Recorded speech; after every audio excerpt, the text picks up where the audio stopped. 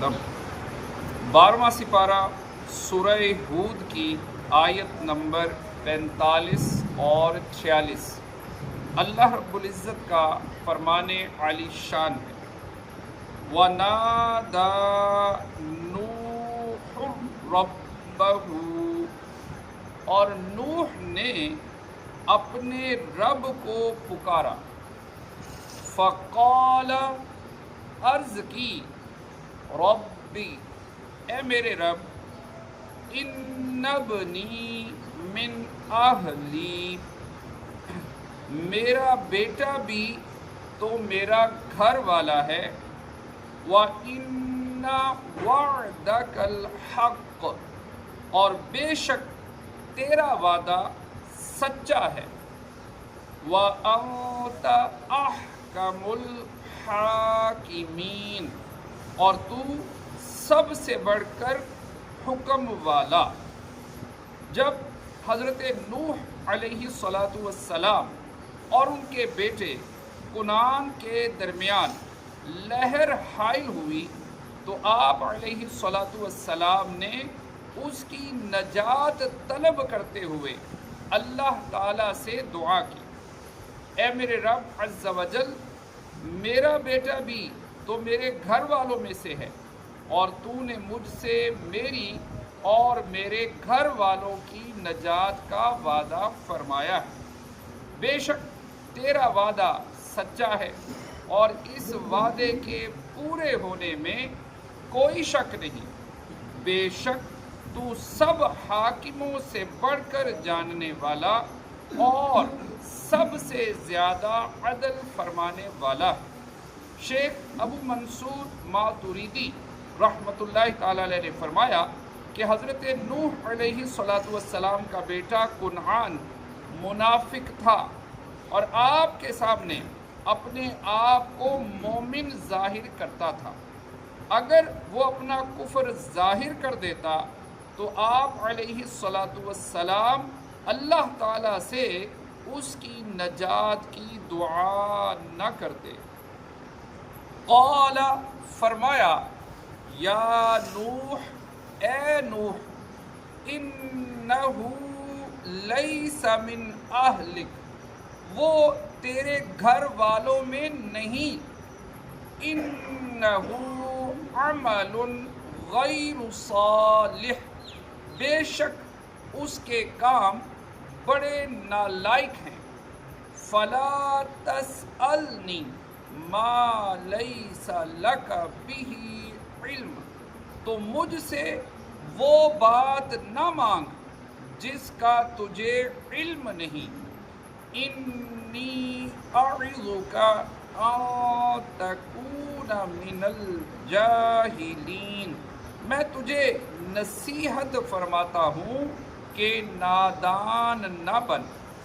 اس سے مراد یہ ہے کہ وہ آپ علیہ السلام پر ایمان لانے والوں میں سے ہرگز نہ تھا، یا اس سے مراد یہ ہے کہ وہ آپ علیہ السلام کے ان گھر والوں میں سے نہ تھا جن کی آپ علیہ السلام کے ساتھ نجات کا اللہ تعالیٰ نے وعدہ فرمایا تھا۔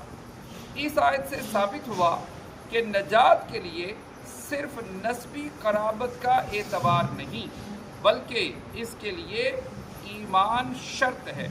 جیسے کنعان کو حضرت نوح علیہ السلام سے نسبی قرابت تو بدرجہ اولا حاصل تھی، لیکن چونکہ دینی قرابت یعنی ایمان حاصل نہ تھا، اس لیے اللہ تعالیٰ نے اس کی حضرت نوح علیہ السلام سے قرابت کی نفی فرما دی۔ ایک قول یہ ہے کہ اس آیت میں حضرت نوح علیہ السلام کے سوال کے بارے میں کلام ہے۔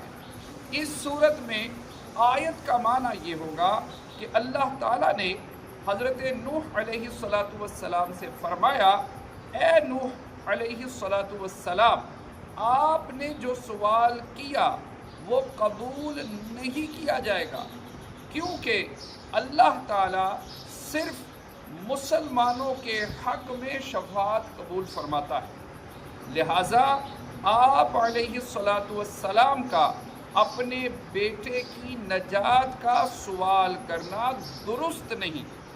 یاد رہے کہ اس سوال سے منصب نبوت پر کوئی حرج واقع نہیں ہوتا، کیونکہ حضرت نوح علیہ السلام اپنے بیٹے کے اظہار اسلام کی وجہ سے اسے مسلمان سمجھتے تھے، اور انبیاء اکرام علیہم السلام ظاہر پر ہی حکم لگاتے تھے۔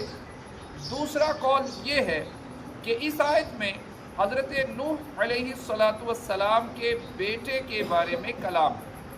اس صورت میں آیت کا معنی یہ ہے کہ آپ علیہ السلام کے بیٹے کے عمل اچھے نہ تھے، وہ شرک کرتا اور آپ علیہ السلام کو جھٹلاتا تھا۔ دوسرا قول راجح ہے۔ جس بات کے درست یا غلط ہونے کا آپ کو علم نہیں، اس بات کا مجھ سے سوال نہ کرنا۔ میں تجھے نصیحت فرماتا ہوں کہ تم ان لوگوں میں سے نہ ہونا جو نہیں جانتے۔ علامہ ساوی رحمۃ اللہ تعالیٰ علیہ فرماتے ہیں، اللہ تعالیٰ کے حضرت نوح علیہ السلام سے کیے گئے اس کلام میں نرمی اور شفقت کا اظہار ہے۔